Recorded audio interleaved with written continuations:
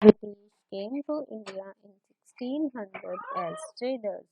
In the form of East India Company, we had the exclusive right of trading in India under a charter granted by Queen Elizabeth. In 1765, the company, which till now had purely trading functions, obtained the Diwani, that is, rights over the revenue and civil justice of Bengal, Bihar, and Odisha. This started its career as a territorial power. In 1858, in the wake of the Sepoy Mutiny, the British Crown assumed direct responsibility for the governance of India. This rule obtained continued until India was granted independence on August 15, 1947. With independence came the need of a constitution as suggested by M.N. Roy, a pioneer of communist movement in India and an advocate of radical democratism. In 1934, a constituent assembly was formed for this purpose in 1946, and on January 26, 1950, the constitution came into the being. However, various features of the Indian constitution and polity has have their roots in the British rule. There are certain events in the British rule that laid down the legal framework for the organization and functioning of government and administration in British India. These events have greatly influenced our constitution and polity. They are explained here in a chronological order. The Company Rule 1773 to 1858. Regulating Act of 1773. This act is of great constitutional importance as it was the first step taken by the British government to control and regulate the affairs of the East India Company in India. It recognized for the first time the political and administrative functions of the company, and it laid the foundation and central administration in India. Features of Act. It designated the Governor of Bengal as the Governor General of Bengal and created an executive council of 4 members to assist him. The first such Governor General was Lord Warren Hastings. It made the governors of Bombay and Madras presidencies subordinate to the Governor General of Bengal, unlike earlier, when the three presidencies were independent of the one another. Third, it provided for the establishment of a Supreme Court at Kolkata, comprising one Chief Justice and 3 other judges. Fourth, it prohibited the servants of the company from engaging in any private trade or accepting presents or bribes from the natives. It strengthened the control of the British government over the company by requiring the Court of Directors, governing body of the company, to reports on its revenue, civil, and military affairs in India. Now, Pitt's India Act of 1784. In a bid to rectify the defects of the Regulating Act of 1773, the British Parliament passed the Amending Act of 1781, also known as the Act of Settlement. The next important act was the Pitt's India Act of 1784. Features of the Act. It distinguished between the commercial and political functions of the company.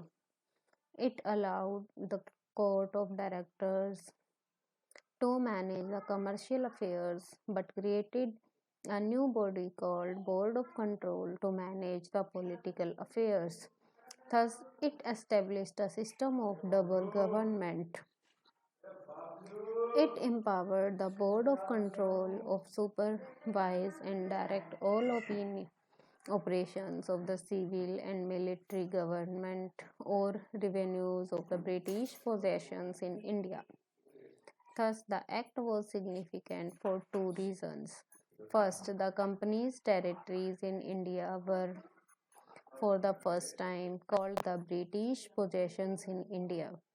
And second, the British government was given the Supreme Court over companies' affairs and its administration in India.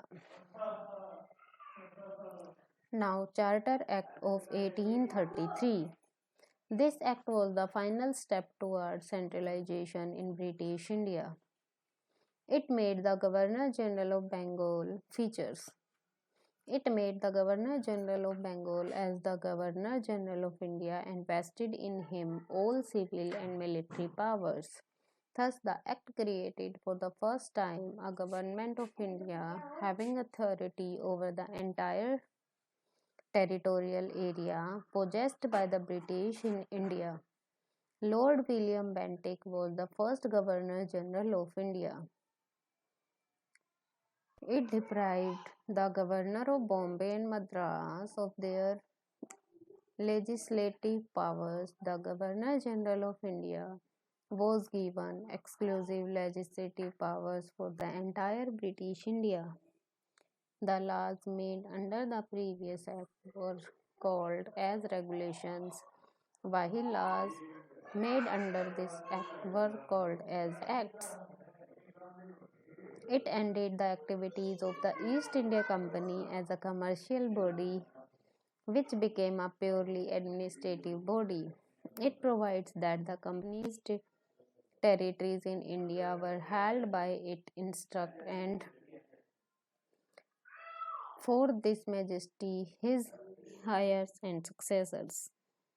The Charter Act of 1833 attempted to introduce a system of open competition for selection of civil servants and stated that the Indians should not be debarred from holding any place, office, and employment under the company. However, this provision was negated after opposition from the Court of Directors. Charter Act of 1853. This was the last of the series of Charter Acts passed by British Parliament between 1793 and 1853. It was a significant constitutional landmark. Features of the Act. It separated for the first time the legislative and executive functions of the Governor General's Council. It provided for addition of six new members called legislative councillors for the council. In other words, it established a separate Governor General's Legislative Council, which came to be known as the Indian Central Legislative Council. This legislative wing of the council functioned as a mini parliament, adopting the same procedures as the British Parliament. Thus, legislation for the first time was treated as a special function of the government, requiring special machinery and special processes.